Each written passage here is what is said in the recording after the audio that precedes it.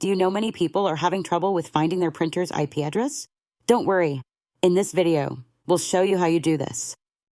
Let's start. Step 1. Press Menu. Press the Menu button on your Brother DCP-L2627DWE Printer. Step 2. Select Print Reports. Use the arrow keys on the printer to navigate to Print Reports and press OK. Step 3. Select Network Config.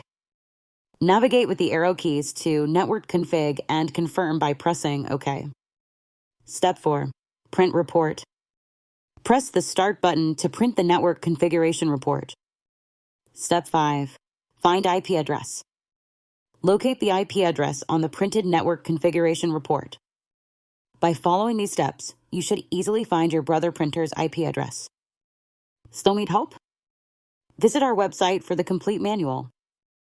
There you will also find questions and answers from other Brother users. Did you find this video helpful? By subscribing, you help us continue to answer users' questions. So, subscribe to our channel. Thanks for watching and see you in the next video.